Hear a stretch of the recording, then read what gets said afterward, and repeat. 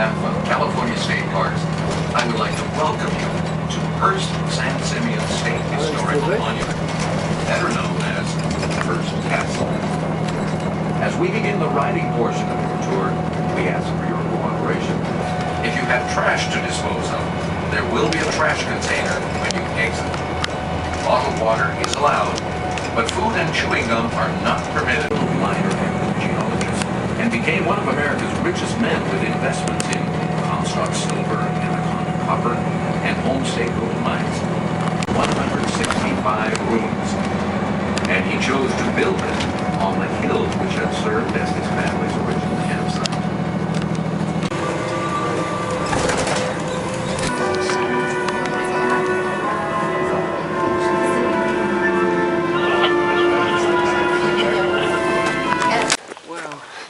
Beautiful. Behind me is the famous Hearst Castle, probably the most famous architectural landmark in California.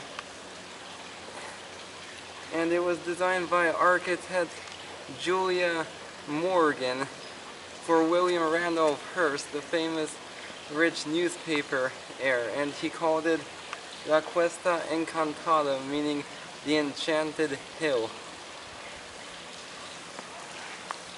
Beautiful. And we're going to be visiting the upstairs rooms. Most people visit the grand room, but you know me, I like to visit places that are little known, so we're going to be visiting the upstairs rooms, and then we're going to tour the grounds and see the Roman pools.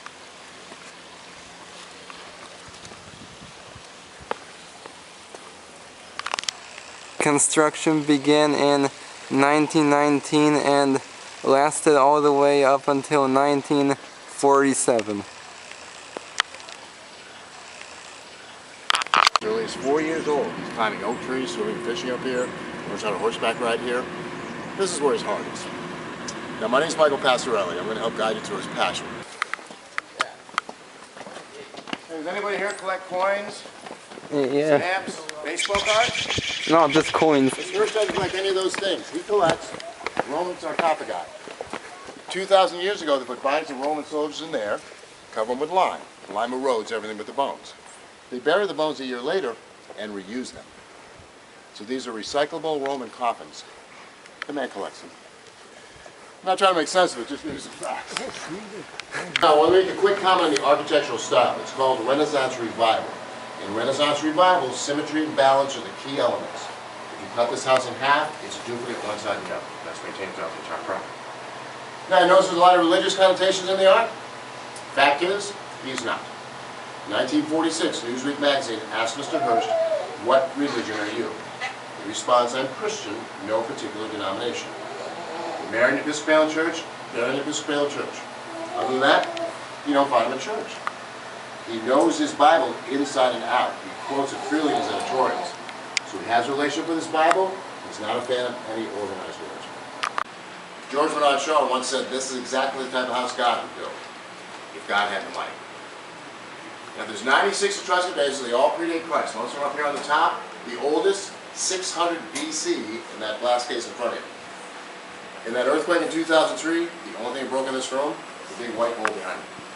Broke in about 50 pieces, but as you can see, it's been repaired. Now, anybody want to know where the money comes from? The short answer is mining. Let's transport you all back to 1820 in Franklin County, Missouri. That's where George Williams' father was born. The Hearst family entered the United States of America in 1680. They're English, Irish, and Scottish descent. My office and my house about the size of the fireplace. Now take a peek at the ceiling. Anybody want to give me a guess at what you think the ceiling's made of? What's your best guess? Anybody? Mahogany. The answer? Cement. Oh. Cement painted to look like wood by an artist by the name of Camino Real in Los Angeles. You cannot reproduce this place today. On the natural treasure list, you can't get the yard work. And where you find craftsmen to do this massive work? The talent's not here. Now that's a painting of Mr. Hearst down at the end of the desk there where he's 31 years old. That was painted by his best friend, Orrin Peck. Orrin was best man as well. Mr. Hearst about between 6'3" and 6'4", 220 and 300 pounds depending on when you pick up. Later on in life, from the French and the green suit, he looked like an avocado as well. Deep, raging blue eyes. He's mad at you and he's staring at you. You're going to get a shiver up your spine. That's 70,000 trees while he's here. He never cuts down one. He'll come over to your house, buy your firewood, walk it down his own trees. Now when he starts at 56 years old, he buys these palm trees full grown because he knows he's not going to live long enough to see them. And they're hauled up that hill. And if you're his construction supervisor, you go, oh, I don't know, Chief, I don't know how we're going to do that. I don't think we can happen. You're probably going to be on the unemployment line the next day. You tell him, I don't know how we'll do it, Chief, but we'll figure out a way. You got a job for life. Good guy, bad guy, weird guy? Nah. They never gave out the secret of porcelain. So in the early 1400s, the Delarobias created this carved tin with glazed earthenware over it as an art form. So you have 1, 2, 3 pieces here, a couple more on the wall. Now, okay, behind me is the Neptune pool, named after the Roman god of the sea. William was also a world traveler. In fact, when he was little, his parents took him on a 1.5-year trip around Europe, and he just fell in love with the artifacts and architecture. So that's why he designed some of these pools and a lot of his property in this ancient Roman style.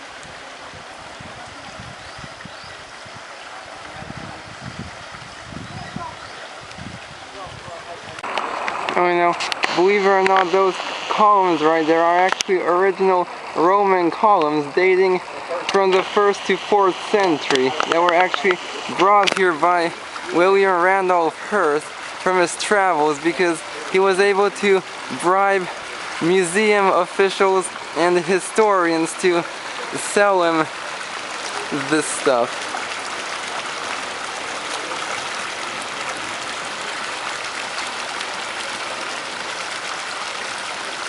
These are those columns I showed you from the other side. Can't believe I'm touching 2,000-year-old Roman columns and I didn't even have to go to Rome.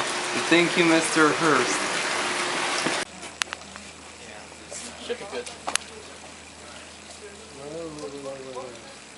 This wall, and you can stand here. This is Casa del Mar, which means the house of the sea because it has a view on the Pacific Ocean.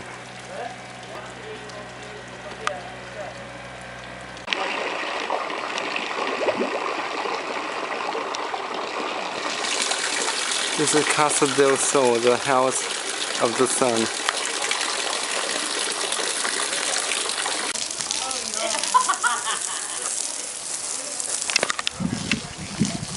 This is Casa del Monte.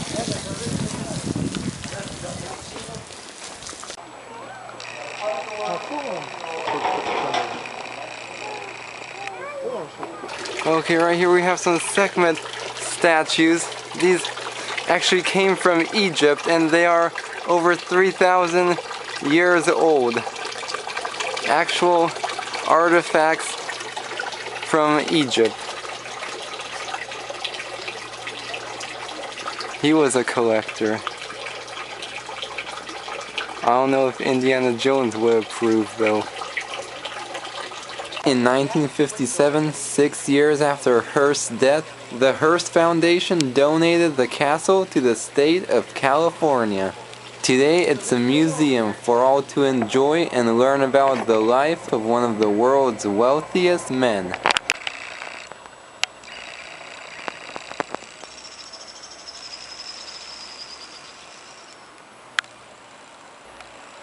Wow, absolutely amazing castle. I feel like I'm somewhere in Europe right now. This really is unbelievable.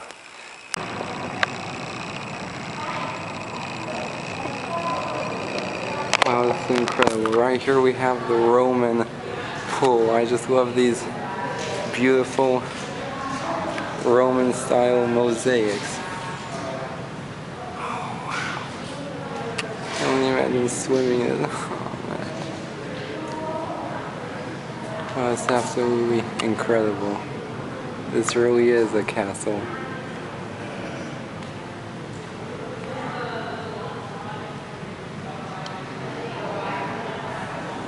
Wow, behind me is the Roman pool. What a beautiful spot to end our trip to Hearst Castle.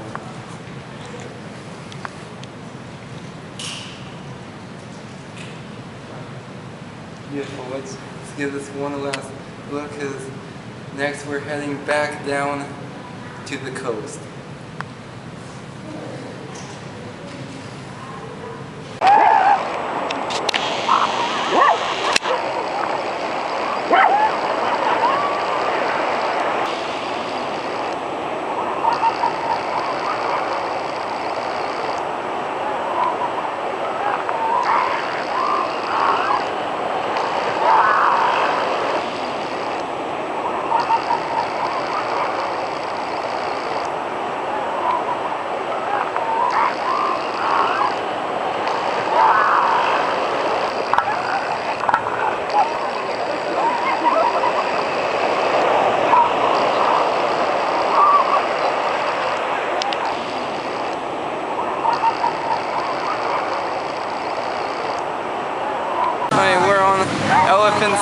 Beach in San Simeon, and behind me are hundreds of elephant seals.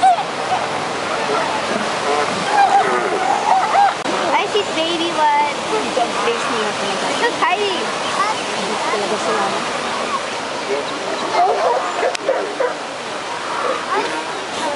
I see a baby. Look, he's like so tiny. Elephant seals are members of that group of mammals called pinnipeds. In fact, they are the largest species of pinnipeds in the world.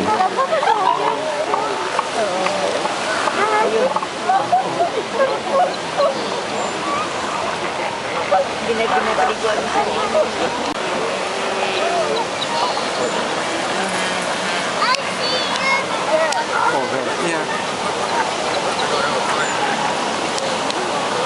Oh my gosh! He got to his territory.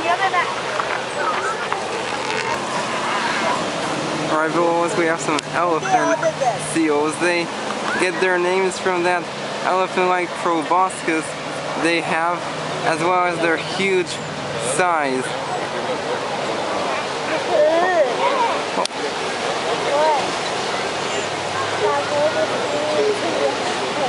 Those are good as well.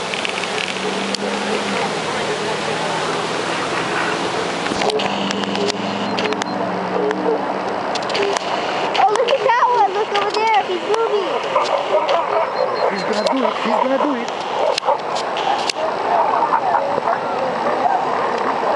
Alright, now it's actually mating season for these animals.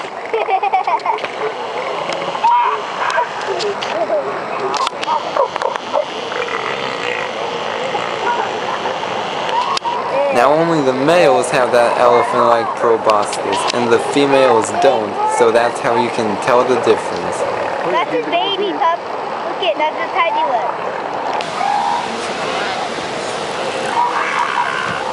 Now these animals were actually hunted to the brink of extinction in the 19th century, but thankfully the numbers have now recovered. And now you can see hundreds of them on this beach. This young is probably not from this year. Oh, that one right there is actually nursing right now. Yeah, that one is young for sure. You see? We're on the San Simeon Pier, and this is where Arnold Schwarzenegger filmed scenes from his movie Commando. This is the beach he landed on in the movie.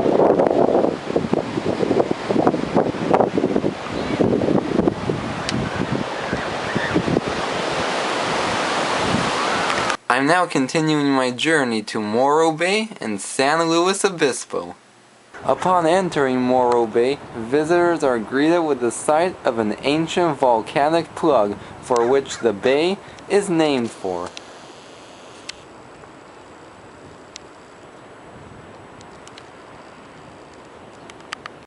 Behind me is the famous Morro Rock, for which this town is named for. It's a 581-foot high volcanic plug, and actually was used as a quarry from 1889 through 1969, but today it's off limits to tourists as it's a nesting place for peregrine falcons, so you can walk around but you can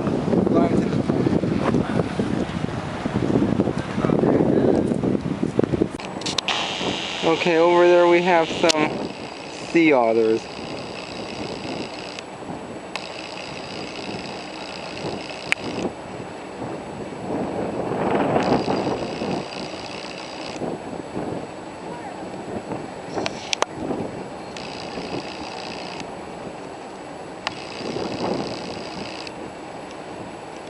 They have to hang out in these kelp beds and just bob around, and they use rocks to crack oysters and mussels open. Sea otter.